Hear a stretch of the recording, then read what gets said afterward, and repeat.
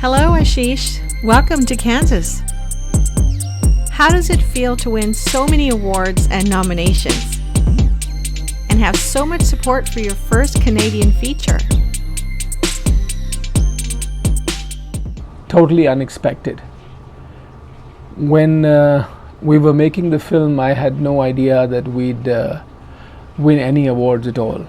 And then it just started. You know, God's been kind.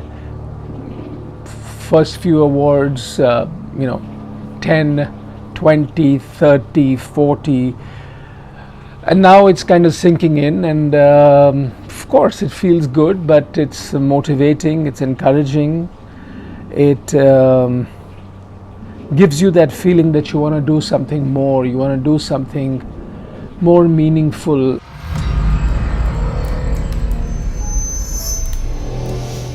When you can't find purpose or meaning in life, the only thing to look forward to is death. I believe your film has again won the Best Film Award out of 1,500 films from all over the world.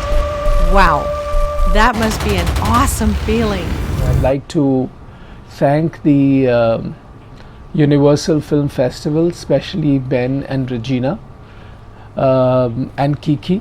They've all been so wonderful, helpful, and encouraging.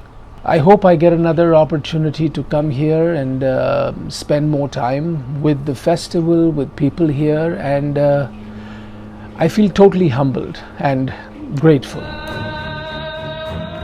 In your film, AFREEN, you have addressed topics like religious terrorism and the role of women in Islam.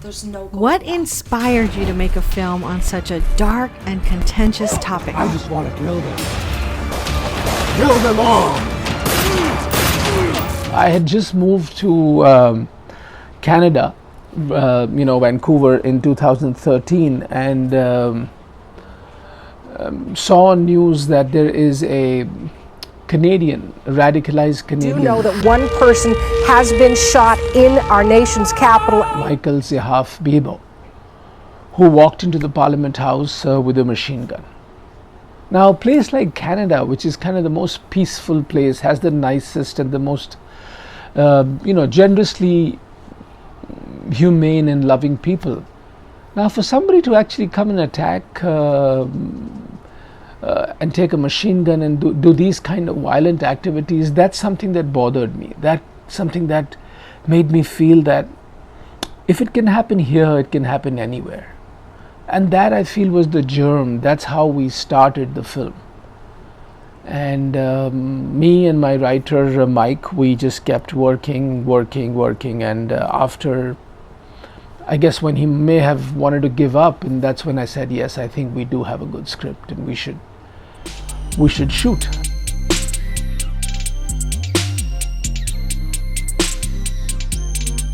Who is your favorite character in AFREEN? You kind of fall in love with every character. You create them, you work with their emotions, you work with their feelings, and plus all three characters here are completely different.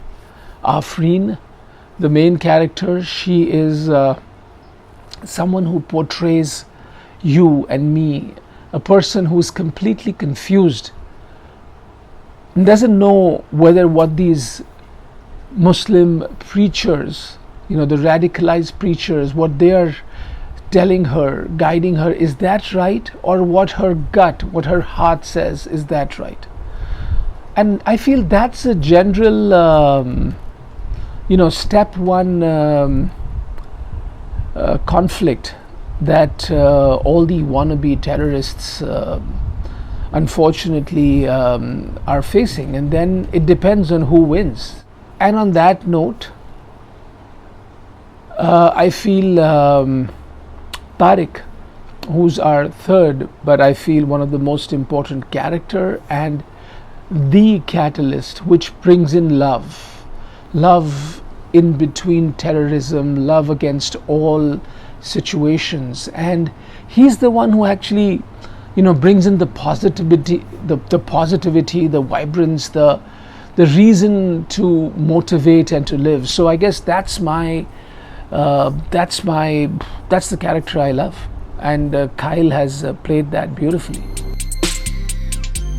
I totally loved the visuals. They're so stylishly shot, especially the way you use the ballet and the music in a film on terrorism. Something that's most important for me is visuals. And all the more reason when you're telling a story that does have a dark tone, it's really important to stylize it, to make it look larger than life. And I feel my cameraman Ed has done a great job. And then we've got Meshal, who's given absolutely amazing music. I don't think anybody would have heard this kind of music anywhere. It's unique. So that's how you have a great, that's how you get great music, you get great photography, and you're able to tell a story, stylishly. And the winner is... I think your winning speech was so inspiring. I'm sure it would make everyone want to watch AFREEN. Yeah, the film AFREEN is like a child to me, like a baby to me. So I am doubly happy to receive it on my behalf and my child, my baby AFREEN's behalf. The film talks about terrorism. It talks about people's perception. It talks about Muslim fanaticism. And it talks about all these important things, but it boils down to just one thing, and that's what my point was to drive home. That war is not the end solution.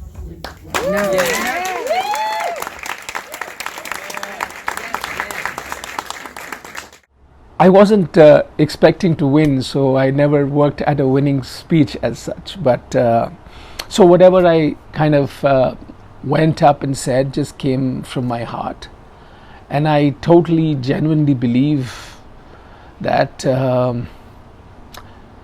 all wars can actually be won, with love. After so much success, what's next? After all the encouragement and the motivation that I have got doing a film on anti-terrorism, I feel I want to sail the same boat for a little longer. I want to do another film that's meaningful, that's hard-hitting, that's telling a very, very important story about, human sex trafficking.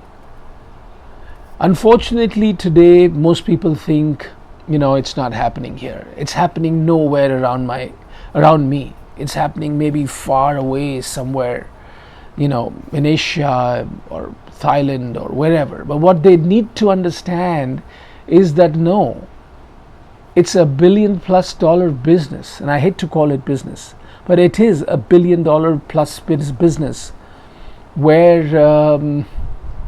sex trade is happening right here in North America. And that's my next film, Emily. Nothing can stop you. You turn our dreams into nightmares. It's your turn to live the nightmare now.